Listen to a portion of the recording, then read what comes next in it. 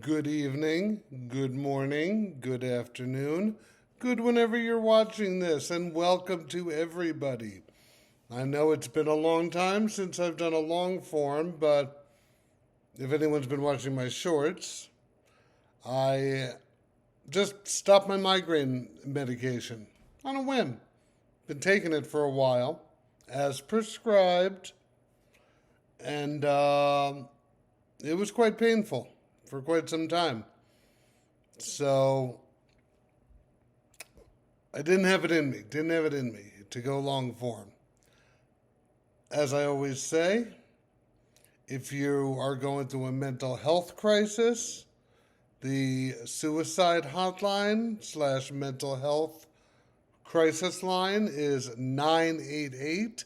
Turn off this video and call it because your life is more important than this video. So, I promise I'm going to get the Scott Peterson video out soon. I'm going to be honest, haven't been keeping up on it as much because with my extended migraine / work being busy, I'm not as up to date as I was the night I was ready to do it. So I need to reacclimate myself. So today we're going to keep it a little light. We're going to talk about one of my favorite movies. And I'm man enough to admit it. Because it's a horror movie. And that's Titanic. You remember Titanic? Big boat. Oh, spoiler warning. Duh. Big boat goes down. Jack, I'll never let go, but she let goes. I think the best performance in this movie was by Kate Winslet, playing Rose. But it wasn't a romantic movie. She was the villain. She was the bad guy. Everything about her was ugly, other than her looks. Kate Winslet is a beautiful woman, of course. But her soul was ugly. And I'm just going to tell you why. It's going to be a short video. First, she has this multi-million-dollar heart of the ocean necklace, which when it starts, they had been searching for years. Brock Lovett was the character's name. He had spent like his whole career looking for it. But what happens? What does she end up doing with it? Does she say she has it? Does she offer to sell it to him? Does she just say, here it is, but I'm going to keep it in my family? No. She makes him continue to think he's a failure, and she eventually throws it in the ocean.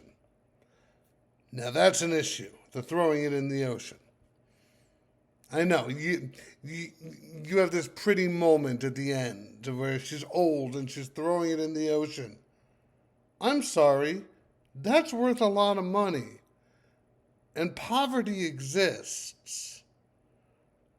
So you got your little pretty moment, but at the expense of a lot of help that could have been utilized by selling it, donating it, doing anything other than throwing it in the ocean, where it's just going to be on the bottom of the ocean, collecting whatever mildew collects on the bottom of the ocean on a solid item. I just thought it was a selfish decision for her to have a personal moment. Now, let's go, so before she gets on the Titanic early in the movie, she refers to the Titanic as a slave ship that was taking her back to America in chains. I understand the allegory here, but slavery had existed 46 years prior. Like, there were freed slaves who were still alive, who might take an issue of her describing the most luxurious vacation that existed in the world at that time. They didn't know it would go down at that point. So she's describing the most luxurious vacation as a slave ship. I wonder if they interviewed people who actually came to America on slave ships about her saying that, what their opinions would have been. Probably not positive. This is a little small one, but when she was having a meal with her mother, she blew cigarette smoke into her face. After her mother, who was, made out to be not a nice character, asked her not to. That's just a respect thing. You don't blow cigarette smoke in somebody's face, even if they're not a nice person. If someone says, don't blow cigarette smoke in my face, I don't care who you are. Not blowing cigarette smoke in your face.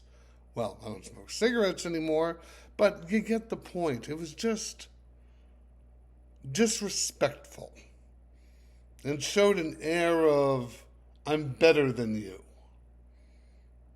No. Now,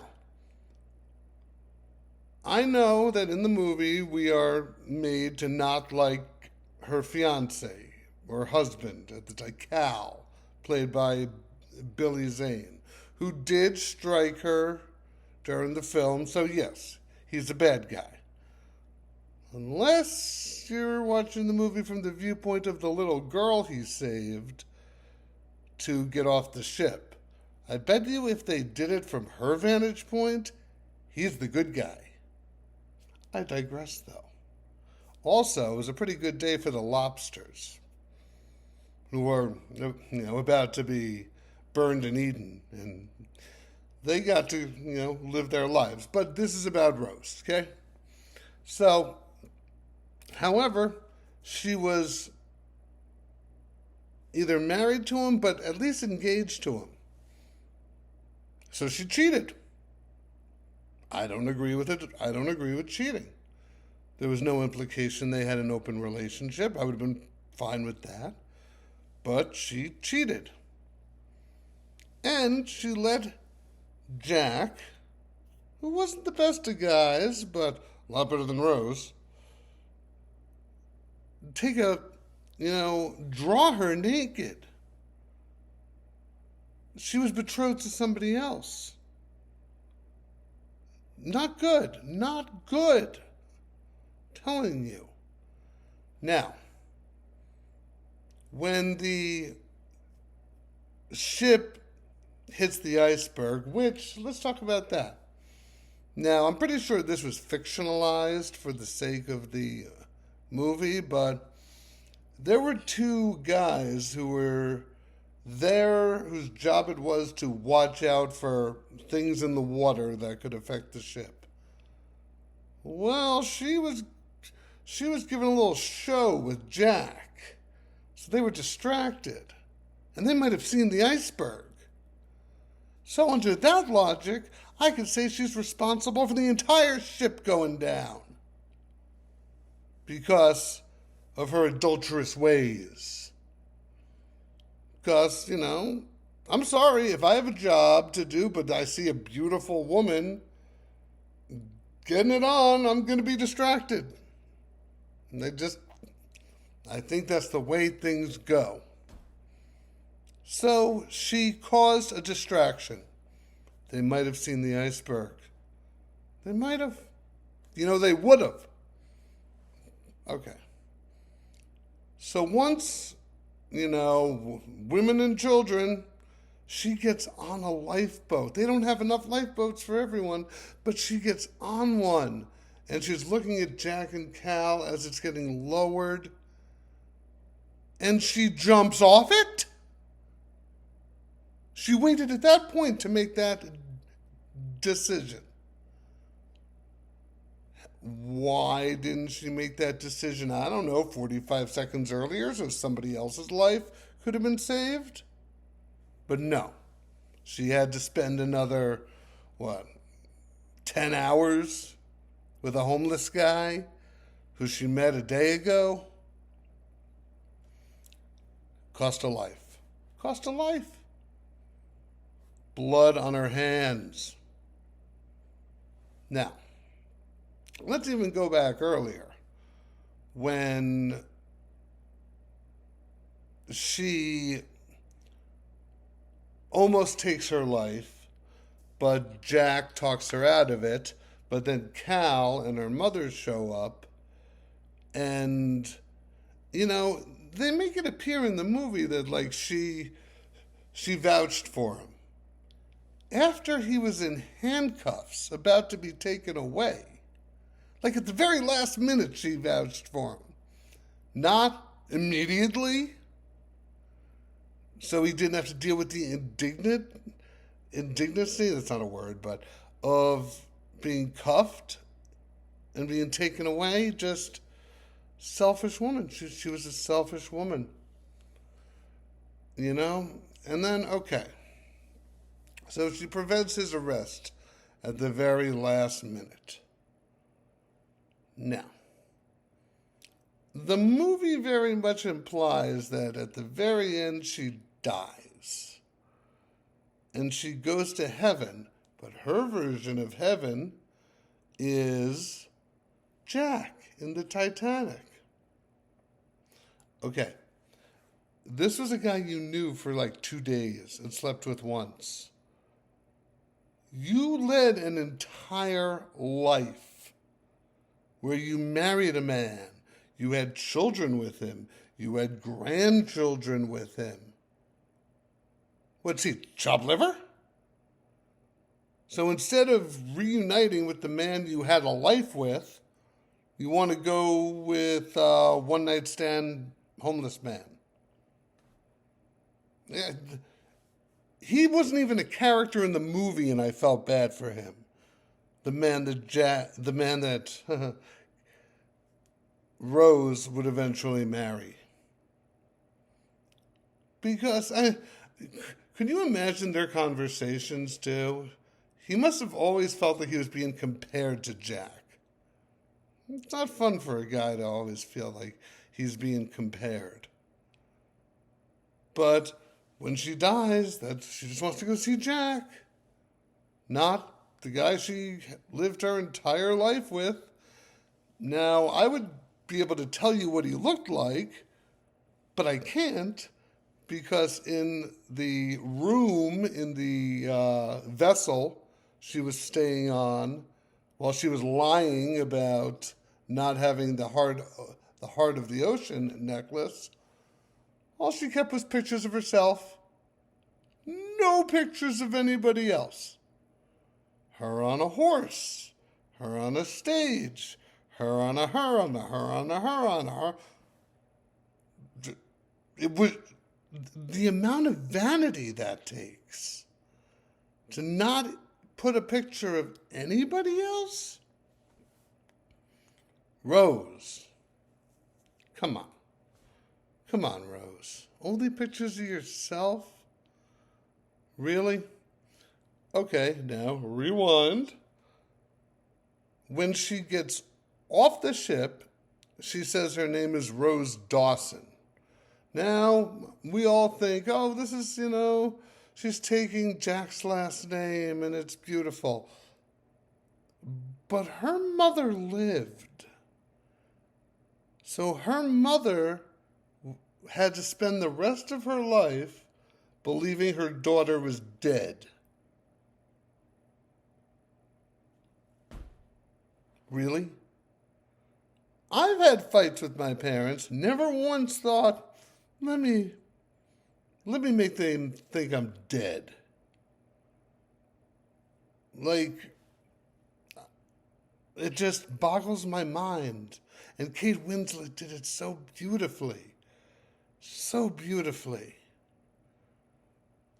Because, she made me just despise that character, but made the average person love her. Now, I don't even want to go into the was there room on the raft thing, because that's what everyone talks about. You know what?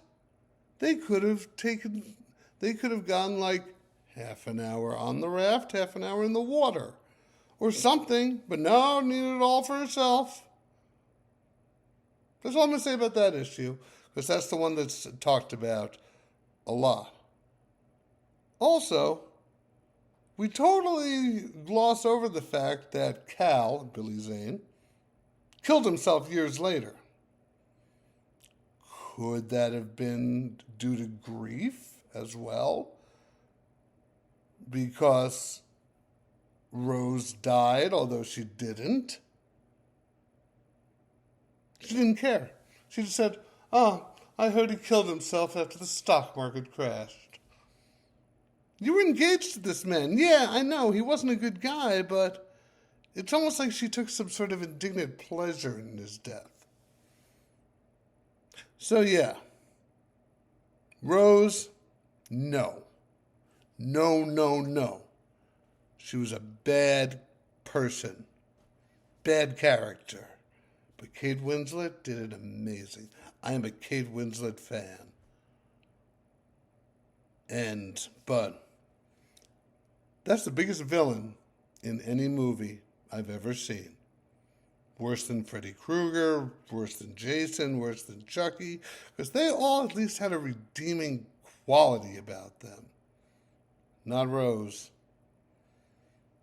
Rose was spoiled, she was rich, and she caused the ship to go down. That's it. Good night.